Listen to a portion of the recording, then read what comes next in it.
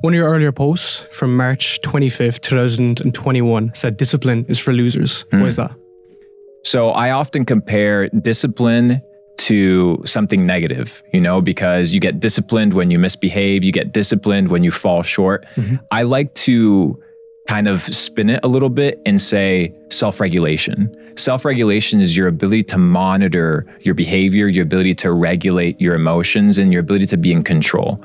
I don't want to be a person that's always focused on being disciplined. I want to be a person that has mastered self-regulation, a person that has mastered being able to say yes, being able to say no, and then simultaneously being able to play with the balance of balance. Most people apply self-discipline and they neglect so many beautiful things that they could experience in life because, I just got to be hard on myself. No, not necessarily. You just have to self-regulate, understand how to manage your life, and understand that it's a lot more enjoyable when you are a person that has self-control as opposed to a person that is just following a set of rules over an extended period of time. What is self-regulation though? Because if you regulate the wrong things, you're going to work a job that you hate, you're going to go through a path that you don't enjoy, and then you find 10 years gone down the path and nothing has changed.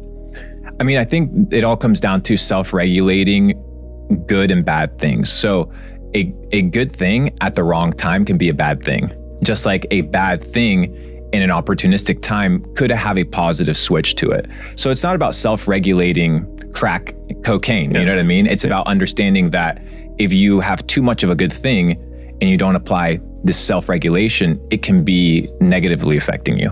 How does that feed into time? Because everything that has a cause has an effect. So let's say if we self-regulate today and we remove an aspect of our diet or a food or a drink, that'll have an impact in a few years' time. But how do you think about that for the impact of what you've done? Because it's a cumulative effort that applies over the course of 5, 10, 20 years. It's interesting. I think self-regulation, you can look at it short-term and long-term. So it has short-term consequences, but it also has long-term consequences. What I always tell people is in my decision-making process, I never want to make irreversible decisions. So you never want to make decisions that you cannot reverse. So for example, I go fuck a bitch, get that girl pregnant. I can't reverse that decision. It's done. My life will fundamentally be different. Had I self-regulated and kept my dick in my pants, I would have been able to avoid decision-making, right? And consequences that will fundamentally change my life. So in the self-regulation process that I apply, I always avoid things that I can never fundamentally change. So I like to be able to, if I make a decision, because I can't see 20 years in the future, right? So those have real world consequences, these decisions. So I want to make sure that any decision that I make has a reversibility factor to it. What about on like a micro basis? So the decisions you're making today, food, health, diet, work, where you be, what you're working on, and the impact that will have even in the short term, 6, 12 months ahead. That comes down to self-regulation with regards to how I feel today. And does this help me achieve my daily goals? So for example, if tomorrow I have a very important meeting, it would be foolish for me not to self-regulate and go out tonight super late, go party, go drink, because it doesn't play into my ethos, into my objective short term. So you have your short-term objectives in order to complete your long-term mission. Yeah, of course. Talk to me about like the self-sabotage aspect around that, right? Because maybe people know they shouldn't be going out. Maybe they know they shouldn't be like abusing drink or drugs or food, but they still go and do it though. It's like, what do you think is at play there? It's two perspectives. What I tell people in the first side of the coin is make it so hard to lose that it becomes easy to win. So if you have junk food in your house and you're overweight, then what you're doing is you're creating a battle that shouldn't be there. Right? So what I need to do is remove all sort of distractions, understanding that I have a goal in mind.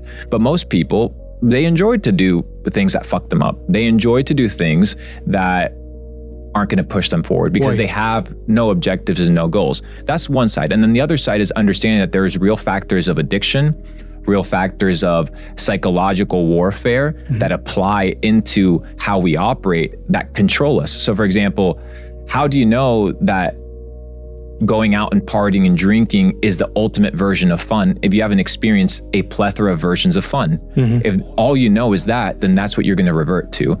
So what I tell people is don't fall into the bullshit. Don't fall into the psyop of what somebody else has told you is enjoyable. Go and explore multiple things and don't become a slave to anything. The moment you become a slave to something, you lost. One of my observations of you is the fact that you don't have big commitments. You don't have a house. You're not stuck to one position. How important is that for you to be mobile and flexible?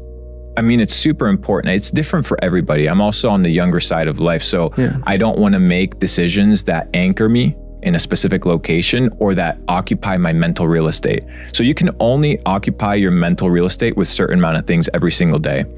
So I have things that I want to accomplish. If I'm figuring out when do I have to pay the mortgage, when does the gardener have to come home, how do I maintain my cars? Yeah, some people want these difficulties and these troubles. I just find so much peace and tranquility in having an open schedule, having freedom of mind so that I can develop myself. And if I'm not focusing on leveling myself up, then I find it uncomfortable. And it usually comes when I'm obliged or obligated to do certain things that are maintenance type things. And I want to stay away from that. That's the conditioning that's happening from the very early stages. Yes. And you've wrote about before how if you can rewire your brain from early stages, the impact that's had, then you can have a life in abundance, true wealth and everything.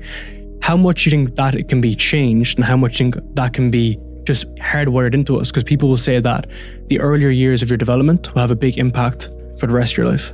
I mean, it's true.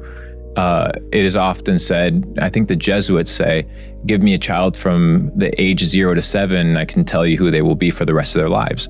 Because you have this time, right, from 0 to 7, where your brain is very malleable and moldable. That's why the school system, they want to catch you early, right? That's why when you're 5 years old, they ask you, hey, what's your dream job? Not, hey, who do you want to become? What type of friend do you want to be? How do you develop a moral compass? No. What type of job do you want? What's your dream job? So you're automatically conditioned and wired from an early age. So understanding that, you can also reverse it. And what people don't understand is that there's a deprogramming process, right? And there's an antivirus that you need to apply in a filtration system as to how you operate. I call it the filtration system of truth, right? You can use the scientific method, you can use different mental frameworks that let you arrive to a conclusion. And what I've understood in my career, in my life, is that oftentimes people don't stop, they don't think, and they don't evaluate the long-term consequences of their decisions. And if they did, just stopped for 5 minutes and asked themselves, whoa, is this actually good for me? Is this serving me? And many times when you answer no, you're like, okay, well, it doesn't serve me. Now, as an intelligent individual, even if I stumble and fall and I mess up, at least I'm self-aware. A lot of the time it's the utter commitment though. Yes. Because we talked about how you do things that you don't want to do. So let's say you get the job and you move to New York and now you've got this big ass apartment that's costing you $5,000 a month. You're tied into it for a year. So if you hate that job at Goldman Sachs, you can't unwind from it. Does that make sense? Yes. And it's a combination. But you can. You can, but it's the situation that has put you in that position for you to be able to reverse engineer that. Let's talk about that. So this is super important. Most people, right? Most people's problems are self-induced. 100%. So nobody told you that you have to rent that apartment. Nobody told you that you have to get that job. Nobody told you that you had to move to that city. And what you have to do is realize that in that decision-making process, what you're doing is self-sabotaging. And what you can do is make short-term commitments, test things out, evaluate whether it is or isn't for you. And if you realize, hey, you know what, this isn't necessarily what I want in life, then you can change. I wouldn't tell a person, hey, don't go to move to New York. Don't go spend 10 grand in an apartment. I wouldn't say that. Go do it. Test it out. Maybe it's for you. Maybe it's not for you.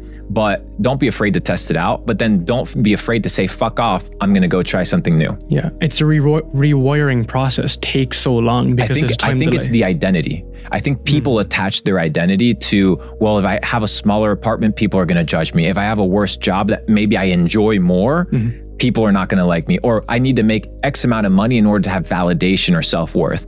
And these are the lies, these are the deceits, and these are the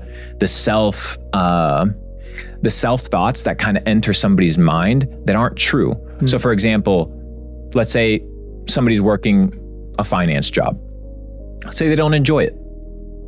In their mind, they're like, well, I still need to pay for bills, therefore this is what I have to do. No.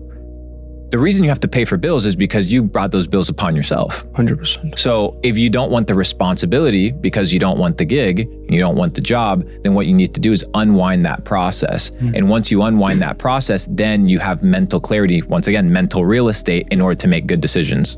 Well, that's what COVID allowed people to do, right? Because when you didn't have to commute to Goldman Sachs and you were sitting at home, you freed up all this time. And I was number one victim for this because I was working in consulting at the time. And I was looking at my calendar being like, what am I doing with myself? And I was stuck at home, right? That's when I discovered Man's Search for Meaning. And I was reading that, studying that really closely. And I began to realize what I wanted. Now that wasn't building a business at the time. It was something social. It was interaction. And that's how it started. And that was the big philosophy, was the fact that I could think for myself clearly. And that still became a multi-year process. Yes. To get there. So my kind of concern with this sometimes is the fact that people meet the wall of resistance and then they realize then this is difficult, and instead of sticking with that process, they'll just fuck off and do something else. Yeah, I mean, you have the path of least resistance, and usually the path of least resistance, or, the broad way, is the way that everybody takes. It's easier to get a job today. It's easier to work a 9 to 5 today. But when you're 65, when you're 70, was that path of least resistance actually beneficial? Or did you buy into the lie that hard work or that hitting yourself against the wall is a bad thing? And what I've come to realize is that there's two types of pains in life, right? The pain of discipline or the pain of self-regulation, where you actually take control of your life, and it hurts, right? Like you did professional weightlifting, you did professional training.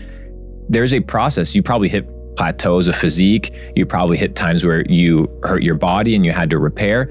These are challenges. Most people would quit. But then you have the pain of regret. And then the pain of regret weighs so much more because it weighs in your mind. And what I've come to understand is that if you can self-regulate and you can go through the pain of exploration, go through the pain of not knowing, go through the hardships of uncertainty, which comes with entrepreneurship and comes with paving your own way, it's a lot better than the pain of regret that most people end up experiencing when they don't take control of their lives. What do you regret? Nothing.